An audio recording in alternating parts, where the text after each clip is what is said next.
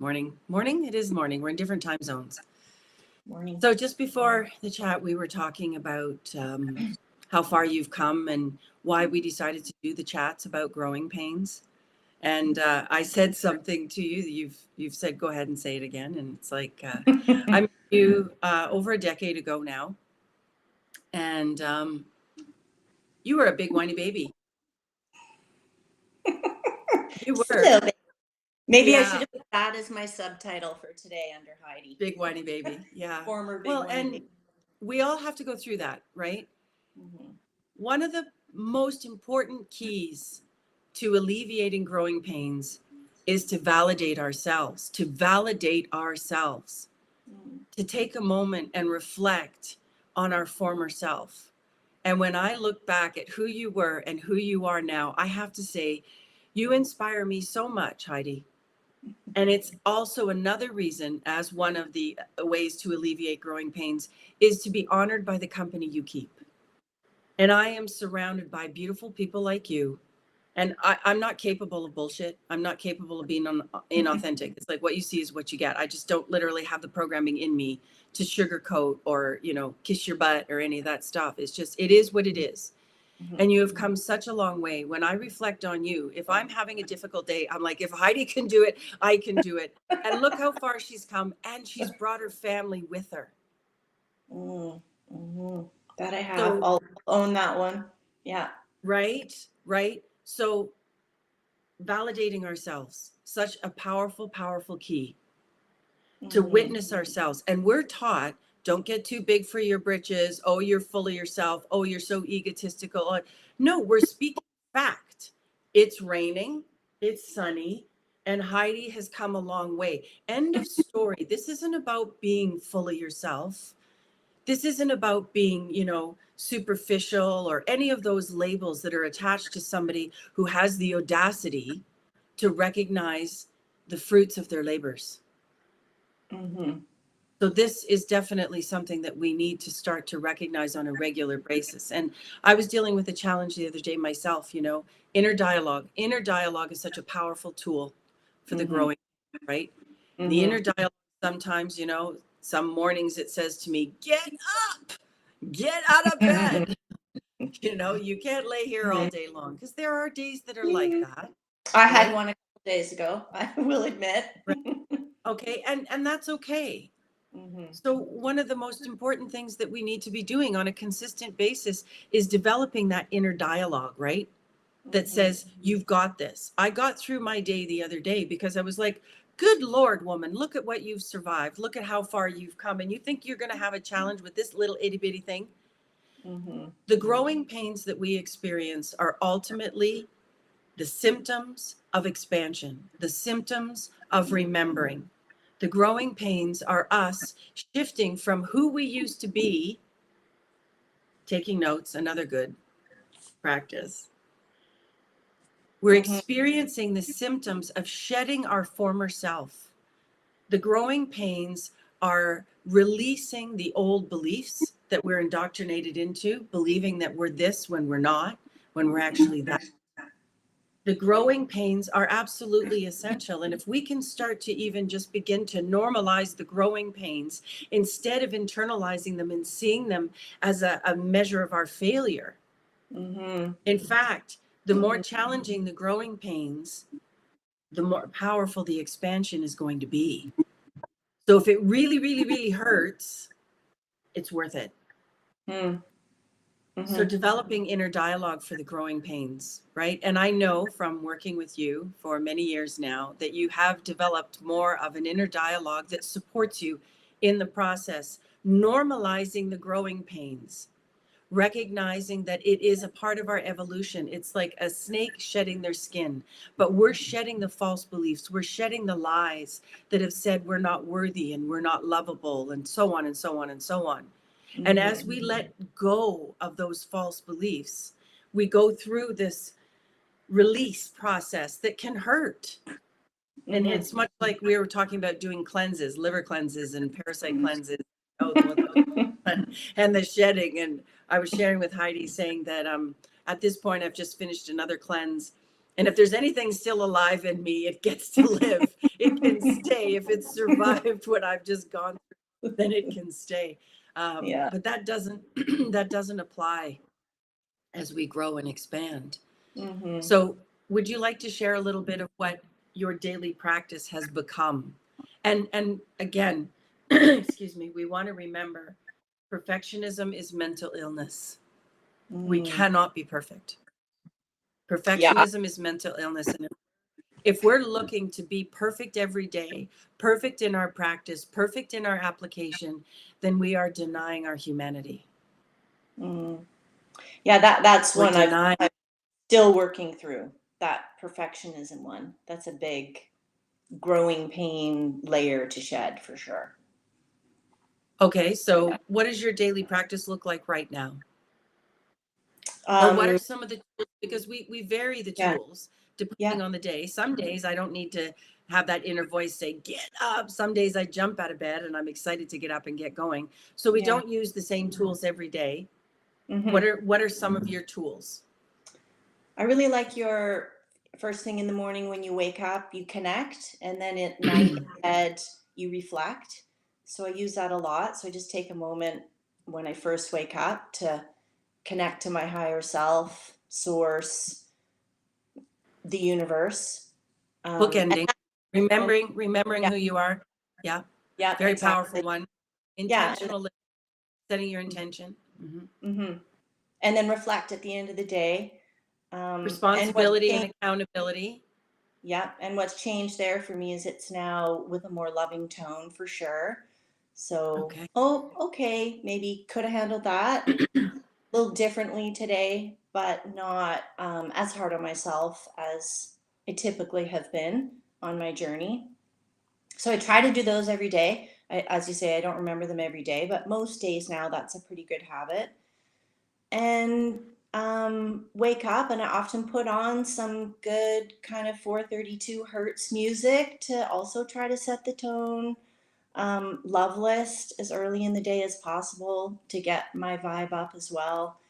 And then if I've been triggered and there's a big wobble at some point in my day, just remembering to breathe and reset, start again. And my kind of tip and tool is I use it when I go to the bathroom. When I go to the bathroom, Yeah. it's like this Well, you're a mom. moment to just like, okay, reconnect. Yep. How are Yep. things going? How am I feeling? Yep. Yeah. Okay, so bookending, beginning and ending your day with beginning your day, setting your intention. We are the captain of our own ship. And a captain on a ship out at sea doesn't wake up and go, let's wing it, right? And most of us are on autopilot. We don't Mhm. recognize that where our attention goes, energy flows, and we're energy beings. So wherever your attention goes, your creative force, your life essence, your creator God, your life essence goes willy-nilly anywhere unless you consciously set your intention. So beginning that day, I will begin my day to say, I'm ready for miracles today. I'm going to have a wonderful day today. I will even say things like, I'm ready for a gift. I'd really like a wonderful gift from the universe today. I'd like some kind of confirmation. I would like to experience something that uplifts me and deepens the connection to that energy being, that immortal energy being. Again, we're multidimensional, interdimensional, multisensory, immortal creator gods, energy. We are energy incarnate. So beginning the day that way, I'm going to have this kind of a day. And that doesn't mean it's 100% going to happen that way, but it doesn't take long to practice that one before you find it really works, right? Mhm. Mhm. And the end of the day, I like to take a personal inventory, which is to take responsibility and then set course correction to redirect, taking accountability. So if I did something that day that didn't feel stellar or wonderful, or upon reflection, I realized, like you said, I could do it differently. Such a simple practice and such a powerful practice. And then also what I do is I set the intention for the next day, or I'll do any of the reflective work, the inner work that I need to do. Say, for example, I have a relationship in my life right now that's in challenge time. And this person that I love very, very deeply is going through some really challenging stuff. And so what I do is I literally connect energetically, sending love, holding the intention, asking that they be guided and watched over and supported in their process, and just simply connecting each day energetically as a part of that process. And I have seen so many times in my life when I practice this way that the relationships, without me having a conversation with that person, without me even addressing the issues, just through that evening practice, I've watched my relationships translate to a whole new expression. So bookending, taking responsibility and accountability at the end of the day, setting my intention for, do I need to, make amends the next day? Do I need to apologize? Do I want to do things differently? And also this deepens, this practice deepens. It's got many layers to it, right? And if we're in conflict with someone, what we can actually do is we can rewrite the story in our head. Right? So I had a conflict with my daughter the other day, and I was like, okay, I it's not possible to address it with her. So I'm going to address it within myself and in my heart and in my mind. Through that self-reflective process, I retell the story in a way that ends up with a happy ending. And sure enough, the next morning, we're right back on track. Spirit will work through those things for us. And when we're doing the bookending process in terms of correcting and redirecting ourselves in relationship, remember, everything is communicating with everything else all the time. So when I'm talking, little me is talking to big me, or human me is talking to higher, fully conscious me, it also communicates with the other party. So my higher self communicates with their higher self and then transponds down. And this is how it works for me when I'm doing my intuitive work. When I'm reading somebody, essentially my egoic personality sets aside to connect to my higher self through my guardian. My guardian communicates with my higher electronic body, the highest consciousness. And then it speaks to the other person's higher self, transponds down through their guardian. So this is a much deeper process, but that we could go into another time. But this is what happens in the daily bookending. So if you have a conflict with someone, at the end of your day, set a new intention, course correct and redirect, simply by focusing internally on what you would like the relationship to be, how you would have liked that situation to go. Because so many of the growing pains can be, tell me if this sounds familiar, shame, guilt, blaming ourselves. The inner critic is alive and well and fed by the society that we are now in, which is so incredibly dysfunctional. So and it feel like, sorry to interrupt, but I love with this process is that it empowers me that, sometimes if you're in conflict with someone, you can't engage. You're both too triggered. So I now have a tool that I am in control of, and that just feels so helpful. Whereas, we've been programmed that you got to go outside yourself and control everything out there, and then you'll feel happy and X, Y, Z. So I love that you just spin it that no, this is all work inside ourselves. And that's been, I think that's where I've really grown. One of the areas I've grown the most in, I'd say. That's very powerful. That's a very powerful key to recognize that essentially it feels like we're here with a whole bunch of other people and that we're really collectively sharing a reality. And at one level, we are in a collective reality. However, at another level, we are alone. We create our external reality. And if we don't like the external reality, we need to change the internal focus. And this isn't something that happens overnight. And as we're going through the process of developing this tool, the growing pains can be really challenging. The doubt comes in. Doubt's a liar. Fear's a robber. The doubt brings your frequency down so that fear can take over, because faith and fear cannot coexist. So we go from a state of faith, which is that inner knowing, I am love, everything's happening for me, I'm the creator of my own reality, I got this, I can handle anything that comes my way. Doubt and fear says, thank you, I can take it from here. So these daily practices supporting us through the growing pains, we want to remember that external reality has deeply, deeply invested in us to feed it. Right? It needs us to abdicate our power. It needs us to buy into the growing pains and believe that the growing pains, the symptoms of expansion, the symptoms of self-awareness and release to sovereignty are things that we should beat ourselves up for, things that are indicators that we're failing. And that's just not Yeah. true. Yeah, I've definitely gone through that. I like that point that the growing pains journey isn't this linear feel better and better and better, that actually the farther along I've gone on the journey, when the doubt does come up, it's almost it almost catches me more. Can you kind of go into that a little bit? So that's a confirmation that you are essentially taking back more and more power. It falls under the heading of it's darkest before the dawn. Mm, And when we go from a place initially in the journey, we may not even be aware of the doubt. We could just be on autopilot, repeating definitely. over and over again, not Yeah. recognizing that the doubt just takes us back through the cycle without even realizing it, to the Yeah. point where we start to realize how deeply indoctrinated we are to doubt ourselves. Yeah. So the fact that you're experiencing more powerful doubt, I'm going to say, tell me if I'm wrong, you're experiencing powerful doubt, but in smaller doses.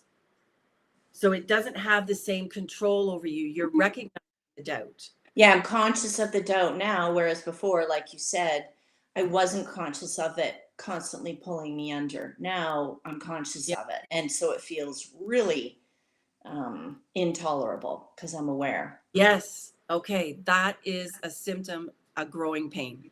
Mm. Recognizing that you are on the verge of really breaking free of doubt's control over you. You are now conscious of it. And because you're conscious of it, it can feel like it's bigger. It's not.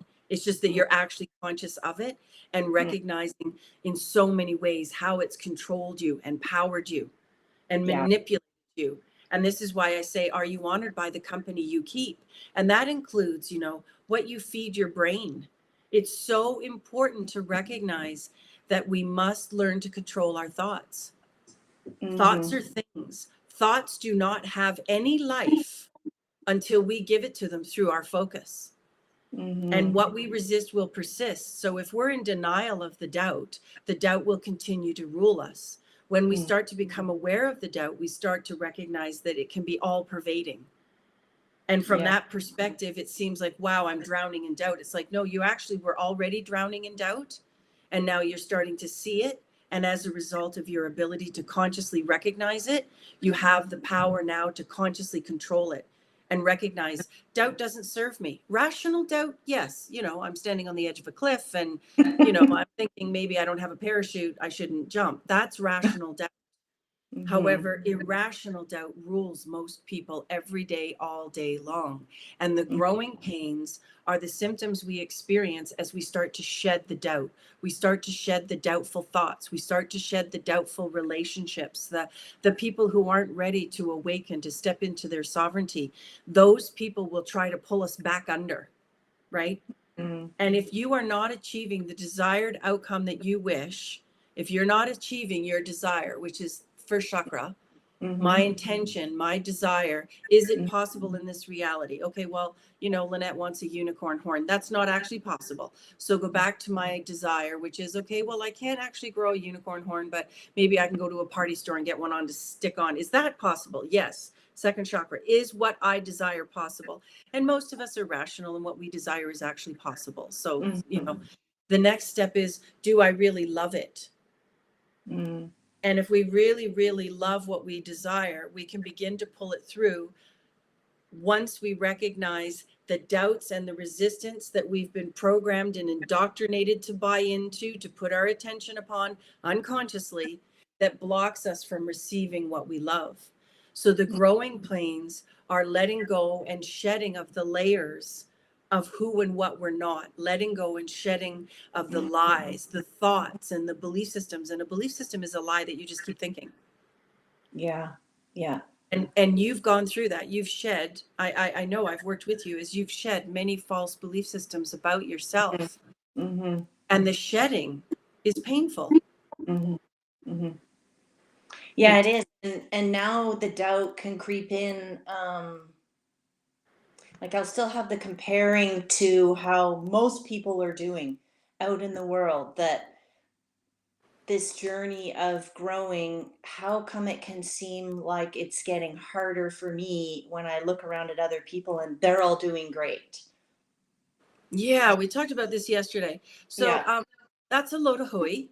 And anybody who tells you the story that says they're doing great all the time is either in denial, seriously on drugs, or lying, because there's just no such thing. Yeah. Being human is very challenging. Yeah. Being human is very, very challenging. And especially now, my gosh, we're watching the collapse of the world that we knew, as all the lies and the false belief systems and the evil is being exposed. The unseen is becoming seen and the hidden is becoming revealed. So if we compete and compare, we're going to really, really suffer, because we could be competing and comparing with somebody who's lying. We could be competing and comparing and saying, well, why am I not having this wonderful experience that this other person appears to be having? And they're not. And this is one of the things that I really work at conveying with the people. You know, the message I want to convey to people that I work with is that it's just not always going to be sunshine and lollipops. It's just not. It can't be, given the nature of the experience you're here to have.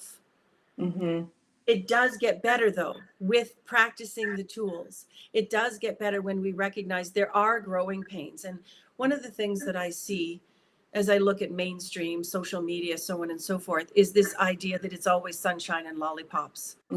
And so everybody thinks, well, I'm on the path to self-awareness. I'm on the path to awakening. I'm on the ascension path, whatever, degree or label you want to give it. And that person looks like they're wonderful all the time. So there's something wrong with me because I don't feel wonderful all the time. And I shared with a friend yesterday, I said, no, I walk my talk, but I don't go out there in the world when I'm in a vulnerable state. But I do have challenging moments, absolutely. And I'm somebody who's self-actualized. I am aware of who and what I am. I fully get it. I see the veil of lies.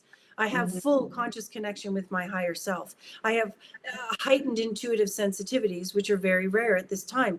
And in spite of that, I'm still human.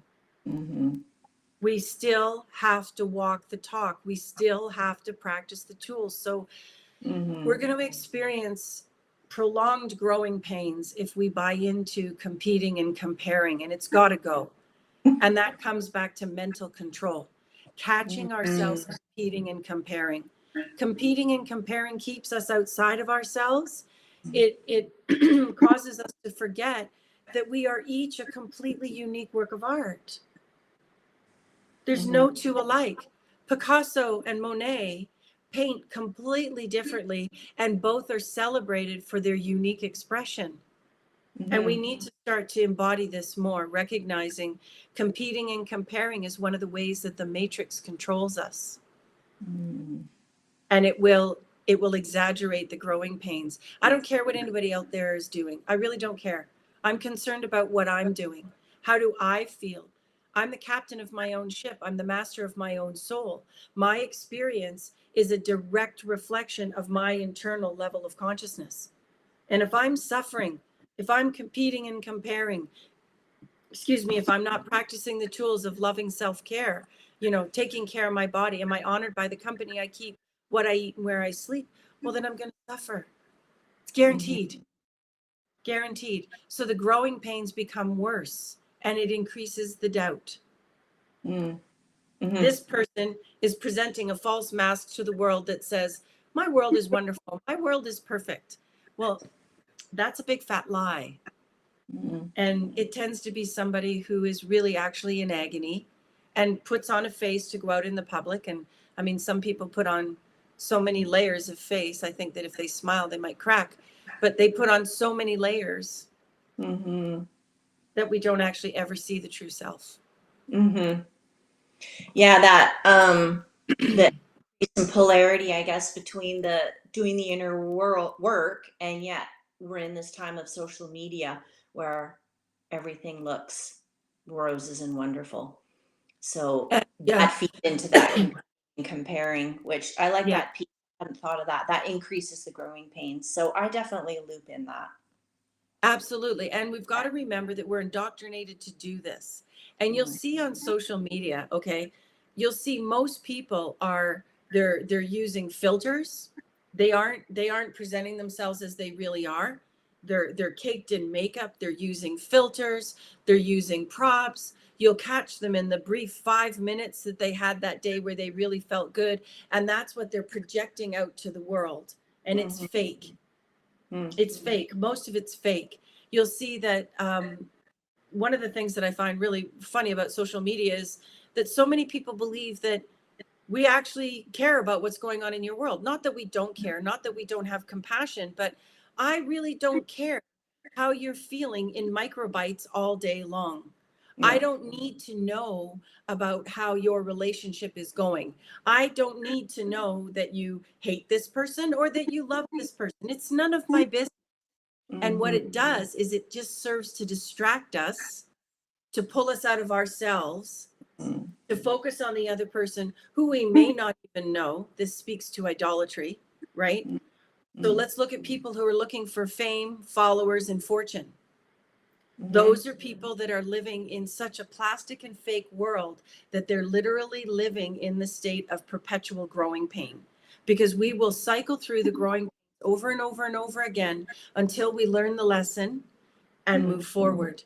So the people that are projecting that false image, the people who feel the need to share the intimate details of their life with the world, from my perspective, are not coming from a healthy and balanced place. This is coming from a needy place that needs the external to validate us, back to that inner voice.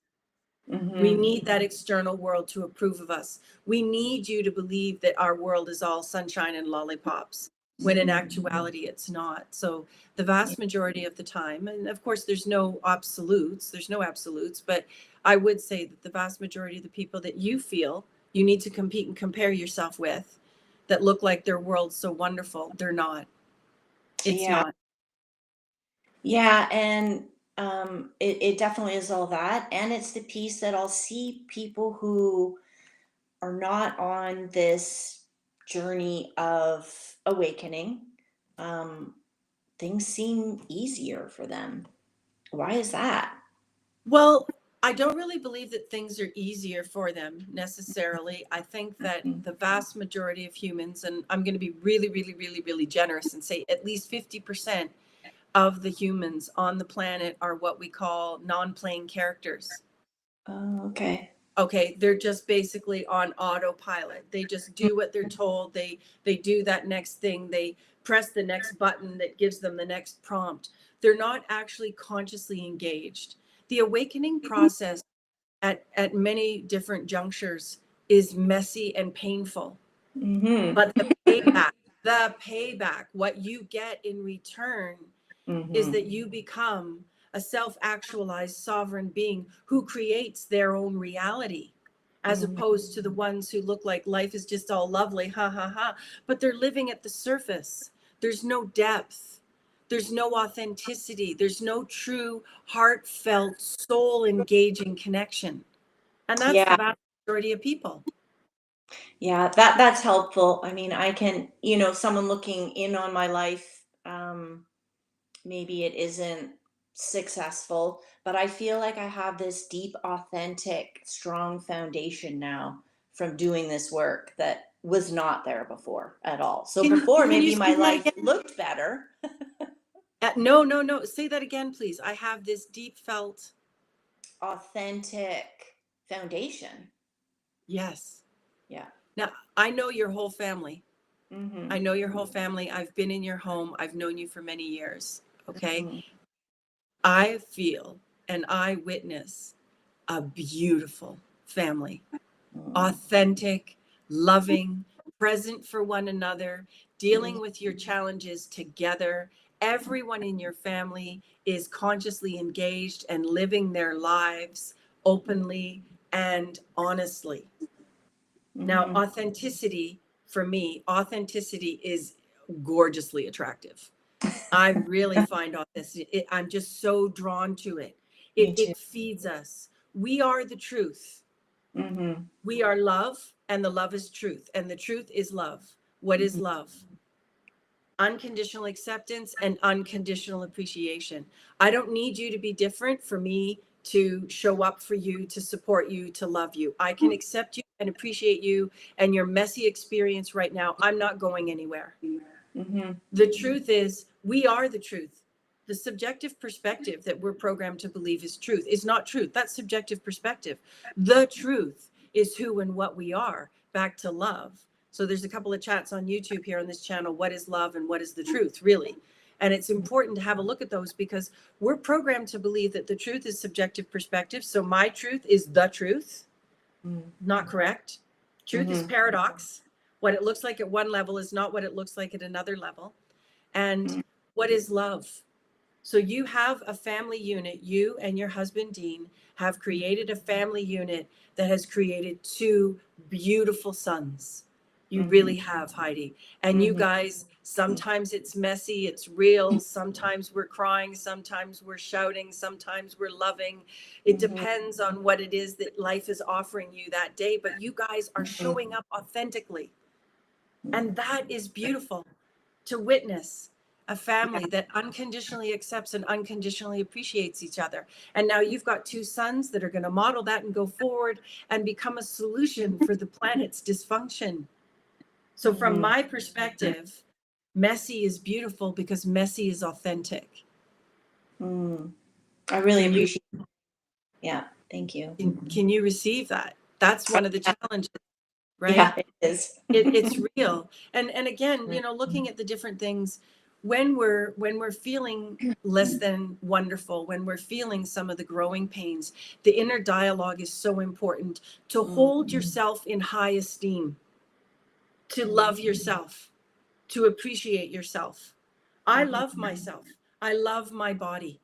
I don't always love what it does, especially during cleanses, but I really appreciate what it does. Yeah. Right. I respect and appreciate that the growing pains are necessary. And I love myself no matter what. And when I let go of competing and comparing, which has never really been my thing, when we let go of competing and comparing, when we stop caring about what the Joneses are doing, when we focus on our own garden and mind our own business, this becomes so much more manageable. And society doesn't want you to do that. No. So are you honored by the company you keep? Are you hanging out with friends who need you to have a perfectly clean kitchen and a perfectly clean house? If I show up at your house and it's completely immaculate and spotless, my first thought is, did you think I was going to judge you? Because, you know, I have a friend who's got a very busy life. She's got all kinds of animals and a property and kids and a husband and her mom and everything. And she holds herself to standards that are just impossible. And please, at least when I'm around, don't feel the need to hold yourself to those standards. Be your authentic self, because that's the delicious expression that I'm looking for, that authentic, unique work of art, which levels the playing field and makes it so much easier for us to support one another. Yeah, and then we can all meet in that being real together and start to drop these exhausting expectations. Well, that's exactly it. It's exhausting. Yeah. This dysfunctional society that we live in wants us to spend our energy, to put our focus, our time, and our very brief life force in human body energy on dysfunction, on a waste of time and a waste of effort. They want us to worry about our physical body and how we look vein wise. Well, you know what? A healthy body is a beautiful body, and each one of us is a unique work of art. Yeah. When we spend all our time, our energy, and our resources trying to measure up to society's model, from my perspective, it's quite unattractive because it's fake. The more made up somebody is, the less authentic they are, which means when I'm interacting with you, it's not real. It's plastic. And that's getting even more and more prevalent. It is. It absolutely is. So by redefining how we love ourselves, not from the external programming perspective, by redefining how we love ourselves, we will pass through the growing pains more quickly and more easily. If we compare and compete, if we live up to the Joneses, if we put our energy outside of ourselves, the growing pains don't stop. The idea is growing pains. I remember I grew in one summer, basically. Me in my too. 12th, my 12th summer, right? I had shin pains and the beginning of the summer and the end of the summer, I look like a completely different body. The growing pains passed. They passed eventually. We got through them. And that's the name of the game, is that if your growing pains aren't becoming alleviated, then you might want to look at your toolkit. You might want to look at how you're practicing living daily life, because the growing pains are meant to evolve. If you're dealing with the same growing pains over and over and over again, and by growing pains, I'm saying you've consciously chosen to take responsibility. You've consciously chosen through self-reflection to become self-aware. So the growing pains are meant to become alleviated as we master that lesson. New growing pains in a different way will come in, but if you're still dealing with the same growing pains, that uncomfortable, difficult, painful, often emotionally painful expression, then you're on a cycle. You want to look at, why am I still struggling with, say, for example, comparing and competing? Oh, I'm still struggling with comparing and competing. Well, we have the power through our focus to completely remove a false belief instantly. Once we become fully authentic with ourselves and we allow ourselves to embody the truth that says comparing and competing is foolish, it's stupid, it's redundant, and it's disempowering. When are you ready to let go? Have that talk with yourself, that inner guide talk, that inner dialogue that says, yeah, you know what? I don't pick up a hammer and bang myself on the head with it either. Right? So whenever we're ready, once you spot it, it's yours to let go of whenever you're ready. So if we're cycling over and over again with the same growing pain, then we might want to challenge ourselves in that morning and evening process and say, you know what, I'm done. It doesn't serve me. It's not good for me. And, you know, I don't eat stinging nettle either. But you should drink it. Yes. But I don't drink. I don't use it, you know, as a washcloth. So to just get really clear with yourself through self-reflection about what's moving and growing and evolving and what's not. Back to bookending, beginning and ending of the day, right? Authenticity is the key. Authenticity with yourself. I encourage need to know basis with the external reality. You don't need to share everything about yourself with everyone else. I really, sorry, I've got a fan blowing on me.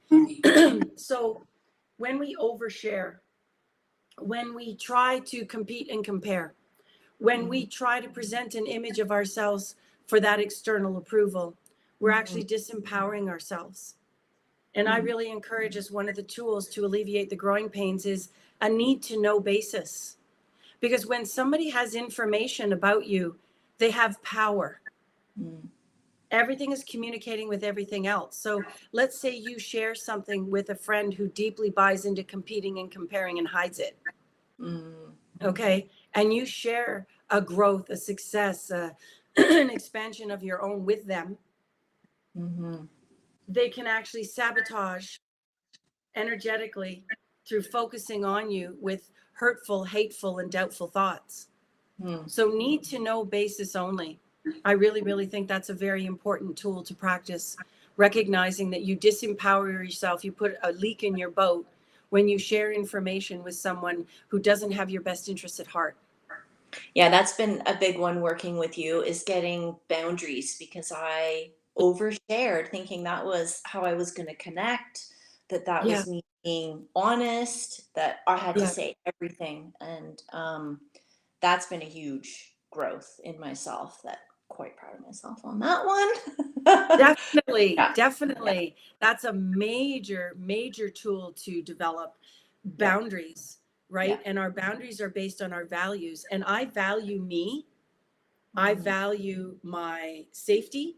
So therefore, I'm not going to share with somebody that hasn't over time shown me that they have my best interests at heart. Right. And for me, there's a number of things that I need to witness over time. And even when you get to know somebody over time, I can think of a relationship that really quite shocked me. I thought that this relationship was one that I'd known this person for several years, and I'd work with the person and we'd become friends. And then I was very surprised one day when that person threw me under the bus and lied to me. Mm. I was very, very surprised. Mhm. So we need to maintain those boundaries, recognizing that we're each on our own journey.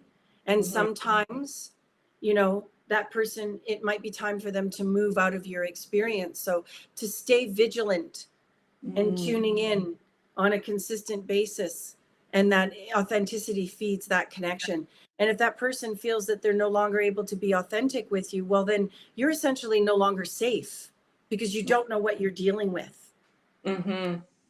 right? Yeah, when you said that, what came to mind was being authentic. It's like it allows you to be clean in the moment to pick up on, oh, that was a wobble, or I'm feeling like suddenly they've lied to me, even though they're a person I feel like I can trust. So being authentic allows you to tune into maybe the more subtle things that are coming at you. Because as we grow, you've said it gets more subtle, it gets harder. Absolutely. So we're talking about honesty, transparency, and vulnerability.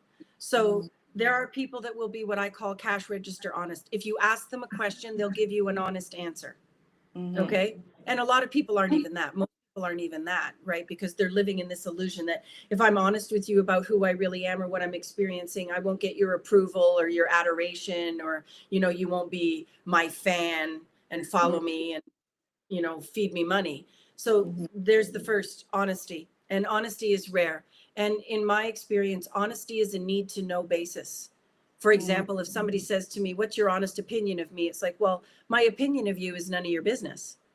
My opinion of you is my business. And I may not want to share it with you, recognizing that, you know, you may not like my opinion of you. It's none of your business. Then we've got transparency. And for me, living transparently is a very powerful way to live, but you're going to have to go through a lot of growing pains until you reach that point where you've got enough boundaries in your world where you can be transparent. And I live transparently. What you see is what you get. I'm the same person day in, day out. You Now, the are. next one is vulnerability. And vulnerability is, where can I share something with someone that is actually going to potentially put me at risk? Can I be vulnerable with this person? Is it a safe space? And if somebody is not honest, and if they don't live a life of transparency, then odds are you're not going to be able to be safe vulnerably. Mm-hmm. So Interesting. I was finally vulnerable with a friend last night, and it's taken 6 years. And she has wanted me to open up right from the get go, and I haven't. And I'm grateful because that relationship has taught me I had to keep consistently laying a boundary. And last night, I finally was vulnerable and revealed some information about myself. And she said, how come you haven't told me this before? I'm like, I needed to get to know you, that you were a yeah, safe place for me to reveal this. And that yeah. was new too. Before, I would have been vulnerable way too soon. For me, relationships, 7 years. Mm. 7 years is typically what it takes for me. I get to know you, sip, watch consistently. You know, is this person on a path of self-awareness? Because if they're not on a path of taking responsibility and accountability for themselves, you're not going to be able to resolve conflict, Mm. right? Mm-hmm.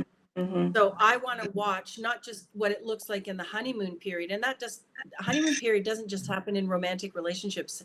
It happens in all relationships. This is why there's a 3-month period where an employer can fire you. Yeah. You know, first 3 Yeah. months is the trial period, essentially. And most people can't remain fake beyond about 3 months, but it's definitely possible. So for me, 7 years is Mm. about the period that it takes. And it's been very surprising for me how many times a relationship will be approaching that point and it Mm. collapses, which is the case with the one that I just mentioned a few moments ago. That was approaching about the 7-year point and it collapsed. Wow. I also want to point out that we want to be actually consciously engaging with people to recognize whether or not they're being transparent, right?